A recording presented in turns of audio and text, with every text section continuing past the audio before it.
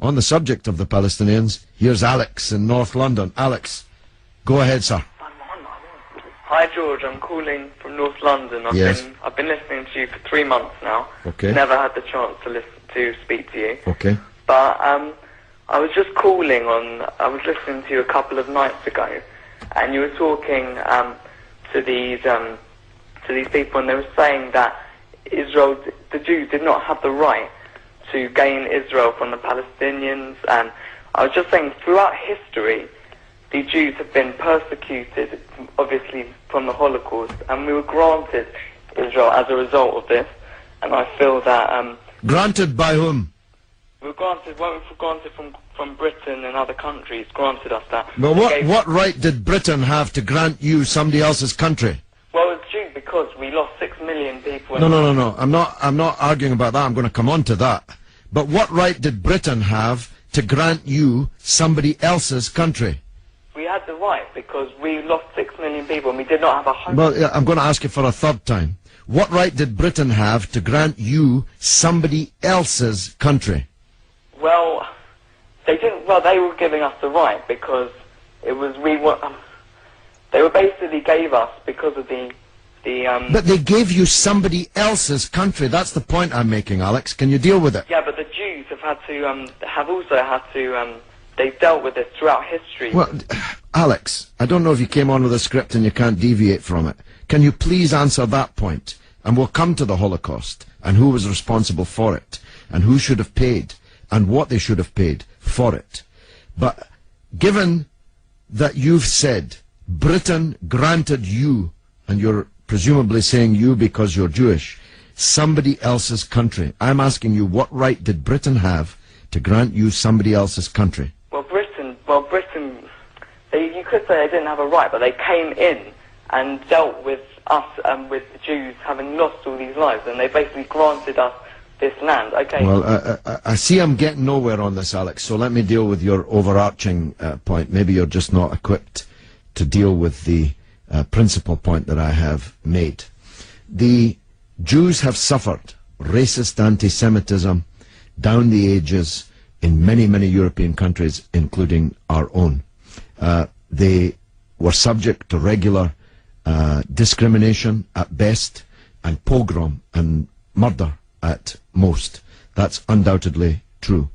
The one place in the entire world that Jews were neither discriminated against nor subject to pogrom was the Muslim world. In fact, so much was that the case that when Christianity came back to power in Spain, in Andalusia, in the western extent of the Islamic Empire, when the Muslims left, the Jews left with them because they feared the Christian anti-Semitism which would be unleashed in the wake of the departure of the Islamic civilization in the West. That's why so many Jews are to be found even today, and were to be found in profusion before the creation of the State of Israel, in countries like Morocco and along the North African coast, because under the protection of the Muslims, the Jews left Europe and went to live in North Africa. The Palestine that was wiped off the map when Britain granted you somebody else's country had Jews living side by side with Christians and Muslims for century upon century without the slightest trace of discrimination or violence or pogrom. So, what's happened is that Christian anti-Semitism in Europe, which massacred 6 million Jews in the greatest crime in human history, was paid for not by the Christian countries of Europe that either practiced or turned a blind eye to that anti-Semitism, but was paid by the very people who were completely innocent of that Holocaust, who had never persecuted the Jews, who had never pogromed the Jews. And that seems to me to add insult to the injury suffered by a people whose country was wiped off the map, who were dispersed into exile, to make way for a Zionist idea which was granted to European Jews, because these were the first settlers, granted to European Jews by Britain. And as you have singularly failed, 4 times I asked you, to acknowledge that Britain had no right to give away somebody else's country, one country giving to a second people the land that actually belonged to a third people, it seems to me an all-round injustice, don't you think, Alex? Yeah, I agree that they didn't so much have the right, but they were stepping in after the Holocaust to grant it to the Jews. But it was long before the Holocaust that Britain stepped in.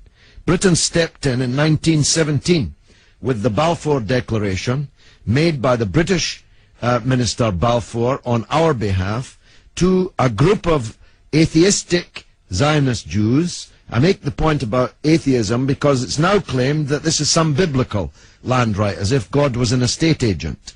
The men to whom Israel was promised were atheistic Jews. They were not only not speaking for all Jews, they represented at that time in 1917 a tiny proportion of the world's Jews. Most of the world's Jews supported communist or socialist parties and ideas at that time. The Zionists represented a tiny sliver of Jewish opinion at that time. Yet Balfour promised them the land which belonged to a third people, without consulting either the British or the world's Jews, and least of all, consulting the Palestinians. Okay, well, thanks very much for talking. Okay, Alex, thanks for listening, my friend.